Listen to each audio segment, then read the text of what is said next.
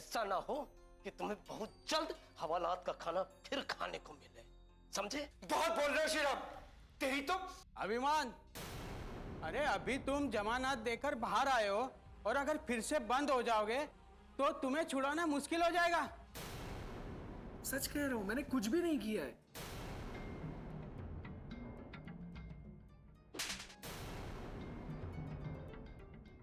इसी हवेली में हमने लक्ष्मी और उसकी बच्चियों को जान से मारने की धमकी दी थी।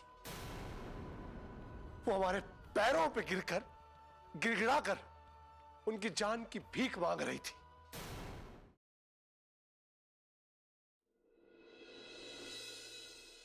बाहर तरह तरह की बातें हो रही थी, लोग हमारे नाम पे थूक रहे थे। हमसे ऐसा बर्दाश्त नहीं, हमने मजबूर होकर इसकी जमानत करवाई ठाकुर, मजबूर होकर।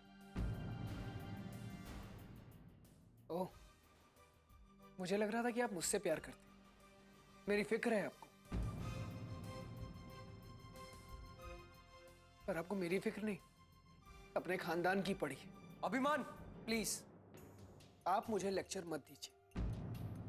एक तो जो गुनाह मैंने किया नहीं उसे आप जबरदस्ती मेरे सर पर थोप रहे, और ऊपर से दुनिया भर की बातें सुना रहे। समझ क्या रखा आप लोगों ने मुझे? बस बहुत हो गया अभिमान। तुम्हारे दादाजी की तबीयत ठीक नहीं है, कम से कम उनका तो ख्याल करो। मैं इन सबका ख्याल करूं और ये लोग सिर्फ मुझे सजा देते रहे। इतना भी बेवकूफ नहीं हूं मैं मां।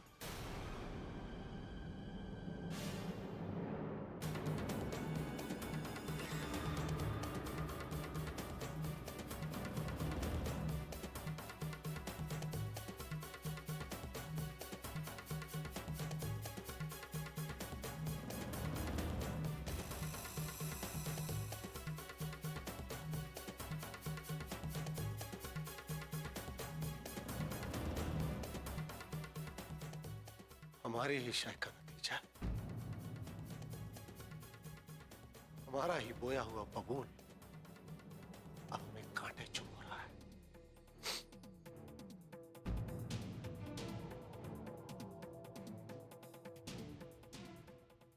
चुपचाप इसका दर्द सहते जाने के सिवा अब दूसरा कोई रास्ता नहीं है ठाकुरायन।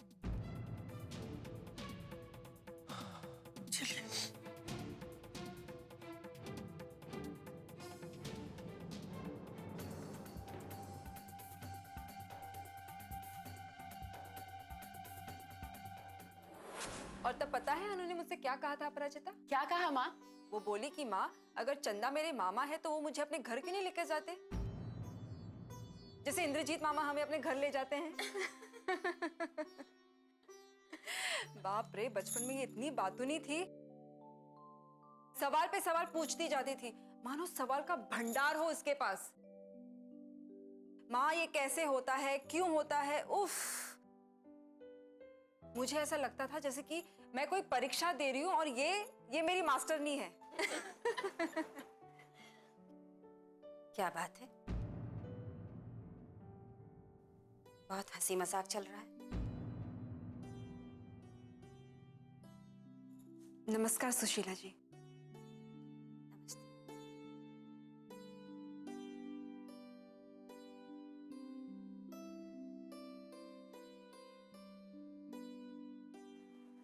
अरे सुशीला, कहाँ चली गई थी? अनु कितनी परेशान थी। ऐसा लग तो नहीं रहा है, मतलब मैं अभिमान से मिलने गई थी।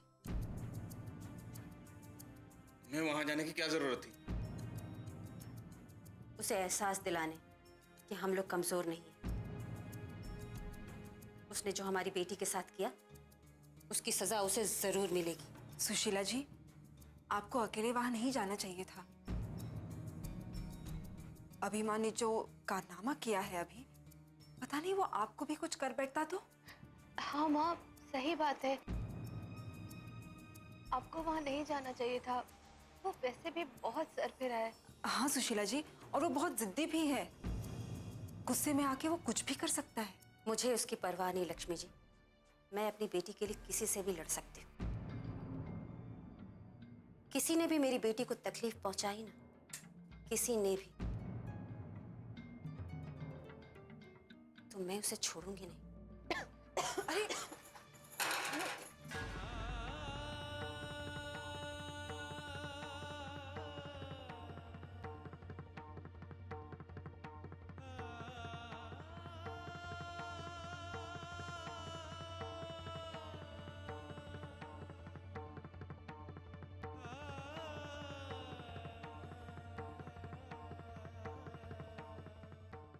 लक्ष्मी जी, मैं यहाँ हूँ।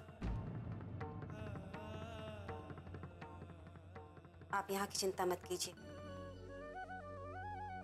मैं संभाल लूंगी अनु को।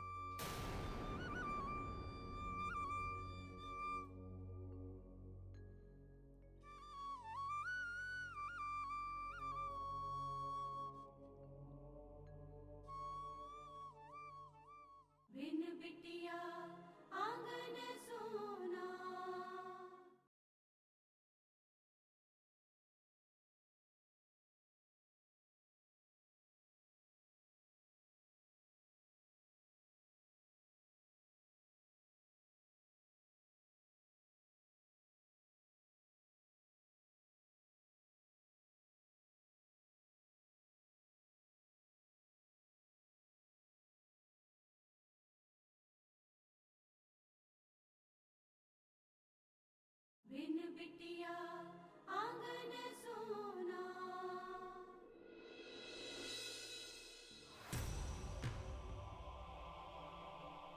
ठाकुर साहब, आपको कुछ चाहिए अभी? नहीं, कुछ नहीं। कुछ भी चाहिए हो तो बता दीजिए ठाकुर साहब। माना कि आप थोड़े बीमार हैं, पर इस घर में आपका स्थान, आपका रुतबा वही है। हमारा स्थान, हमारा रुतबा तो कोई हमसे छीन भी नहीं सकता ठाकुर।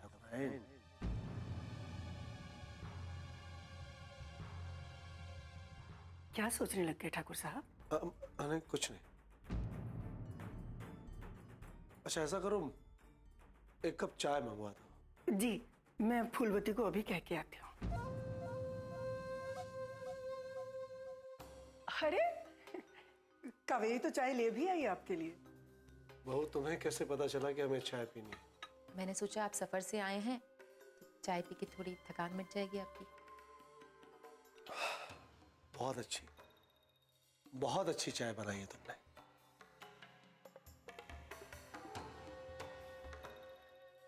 बाबूजी,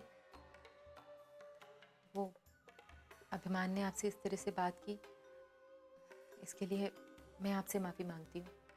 बदतमीजी अभिमान ने की है, तुम माफी क्यों मांग रही हो बहू?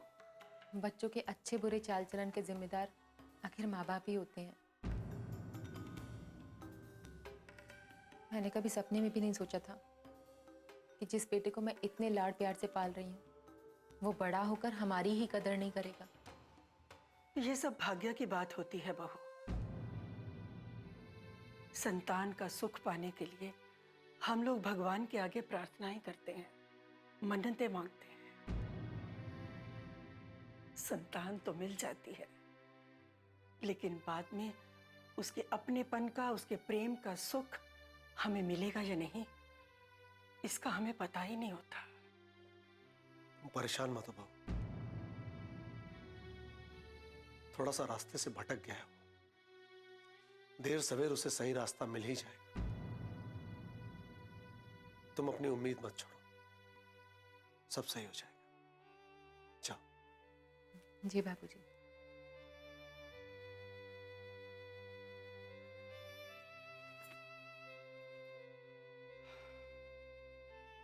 क्या किस्मत है, एक ही चिराग है इस हवेली का, वो भी रोशनी देने के बजाय रिश्तों को झुलसा रहा है। आपने चाय पी ली ठाकुर साहब? हाँ, हाँ। लाइए कप दीजिए।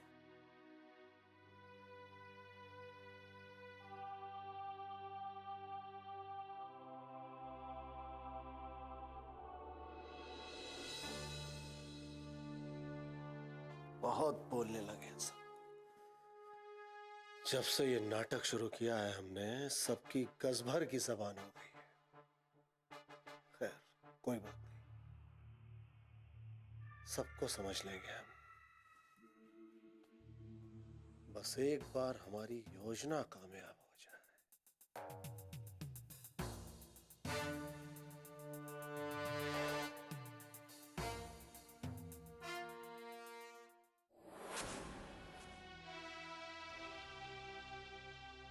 लक्ष्मी जी, मैं यहाँ हूँ।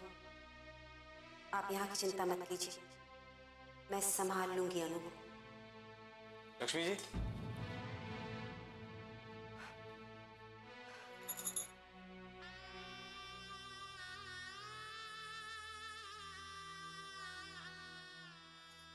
लक्ष्मी, सुशीला ने जो भी कहा उसके लिए मैं आपसे माफी मांगता हूँ। लेकिन विशाल जी, सुशीला जी ने ऐसा क्या किया जो आप मुझसे माफी मांग रहे हैं? सुशीला ने जो भी किया गलत था, उसे ऐसा नहीं करना चाहिए था। विशाल भाई साहब, आप बिना बात परेशान हो रहे हैं। परेशानी की बात तो है सुशीला जी। लक्ष्मी जी, मुझे इसी बात का डर था, इसीलिए मैं आपको अनु से दूर रहने के लिए कह रहा था। और मैंने आपकी बात नहीं मानी। अपनी ममता से मजबूर होकर मैं फिर से चली आई अनु को देखने। मैं समझ सकता हूँ लक्ष्मी जी, पता नहीं सुशीला को क्या हो गया। उसके मन में कुछ डर सा बैठ गया और पता नहीं ये डर उससे क्या क्या करवाएगा। जब से उसे पता चला है कि अनु आपकी बेटी है, उसे लगता है आप अनु को उससे छीन लोगे। अपनी चीज छीन जाने का डर किसी नहीं होता है विशाल जी। और सुशीला जी तो अनु की माँ है। उन्हें पूरा अधिकार है ये तय करने का कि वो किसे अपनी बेटी के पास जाने दे और किसे नहीं। लक्ष्मी जी, सुशीला ने आपका दिल दुखाया, मुझे पता है। उसकी बातों से आपको बहुत दुख पहुंचा होगा,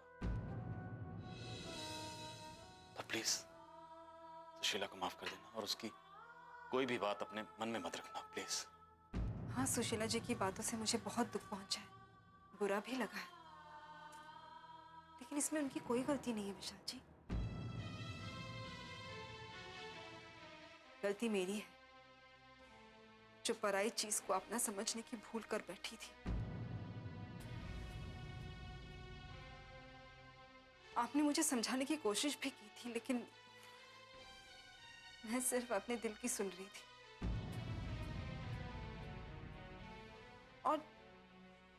और फिर जब मैं खुद अपनी बेटी को उन्हें सौंप चुकी हूं, तो मुझे कोई अधिकार नहीं है उन दोनों के बीच में जाने का।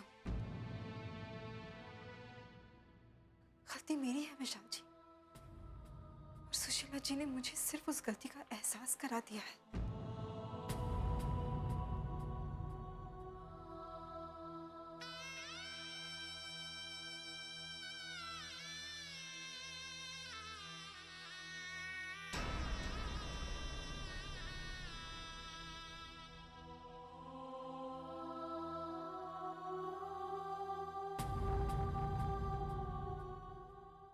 बिन बिटिया आंगन सोना।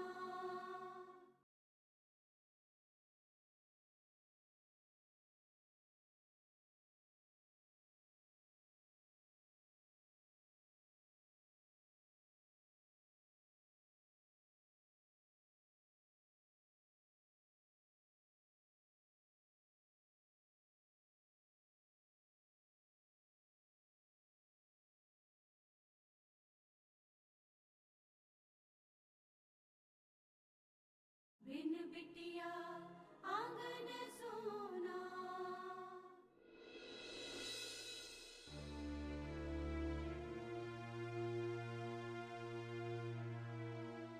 बदतमीज, नालायक, जिसे तू जान से मारना जानता है, जब जा मार, वो तेरी बहन है। बहुत बड़ा गुनाह किया इसने, बहुत बड़ा पाप किया है। अपनी बहन को गुंडों से पिटवाया है और वो अस्पताल में पड़ी है लहूलुहान। तुम जैसा इंसान जो अपनी बहन को मारने के लिए गोली चला सकता है, वो कुछ भी कर सकता है। मुझे तुम पर जरा भी विश्वास नहीं।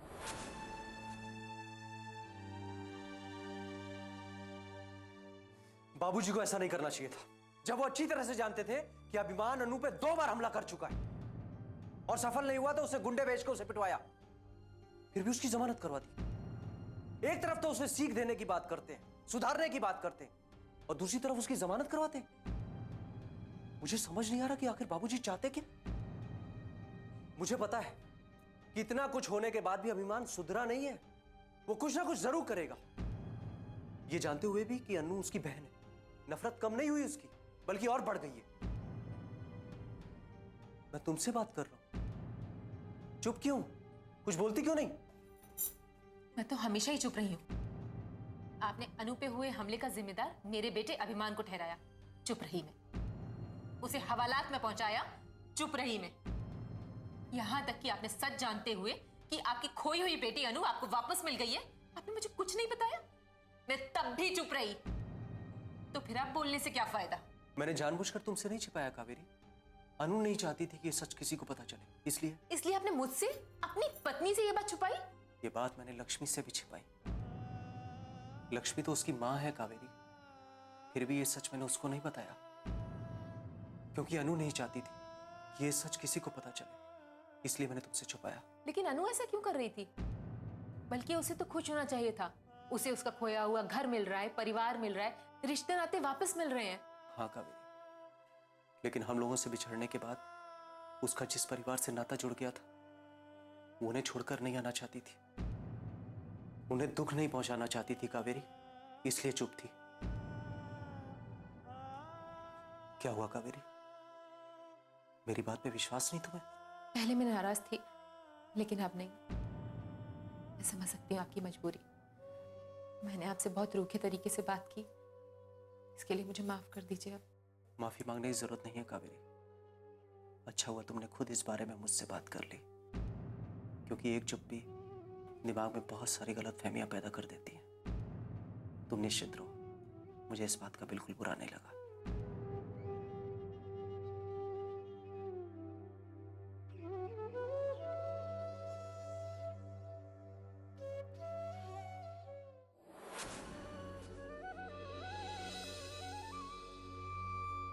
माँ फिर मुझसे मिले बिना चली गई। अब पता नहीं वो कल मुझसे मिलने आएंगी भी या नहीं।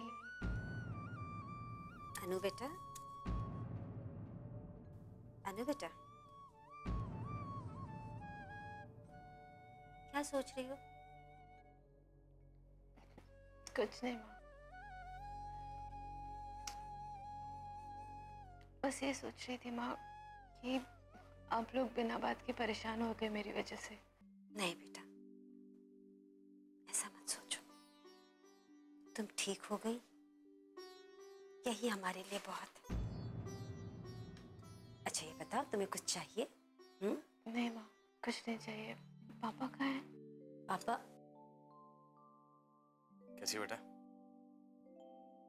दवाई दे इसे? अंकल जी, आंटी जी इस मामले में बहुत पर्टिकुलर है। आपको इस मामले में टेंशन लेने की कोई जरूरत नहीं है। अच्छा हुआ अपराजिता, तुम आ गई। मैं तुम्हारे पास ही आ रही थी। जी आंटी जी, कहिए। मैं चाहती हूँ तुम अनु को अस्पताल से छुट्टी दे दो। बिन बिटिया आंगन सोना।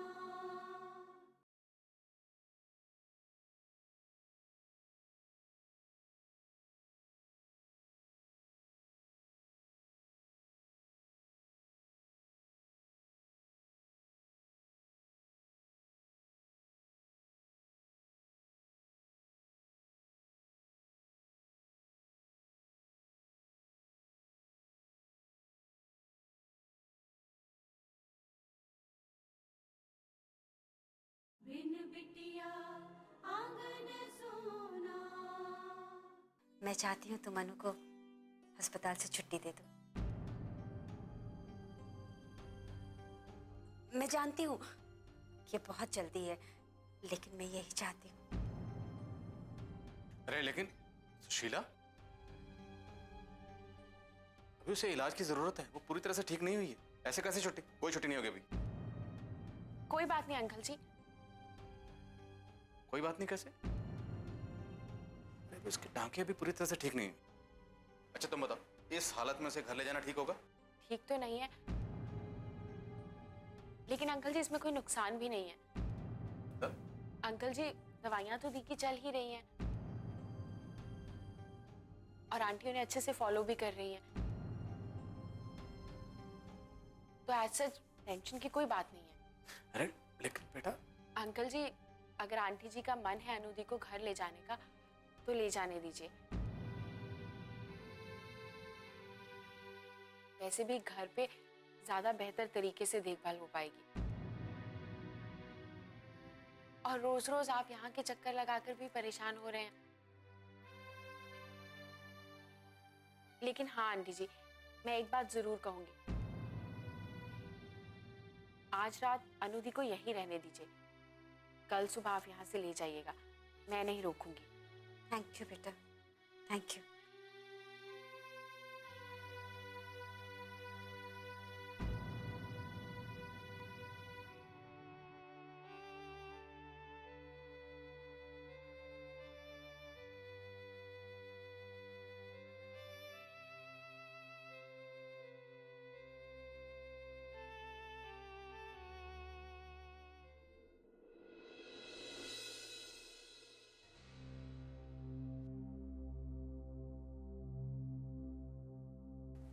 लक्ष्मी, जी माँ।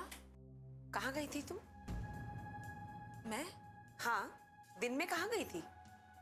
वो मैं माँ मैं अनु से मिलने अस्पताल गई थी। इतनी ठोकरें खाने के बाद भी तुम्हारी समझ में नहीं आता ना? परेशान हो गई हूं मैं तुम्हारी इस नादानी से।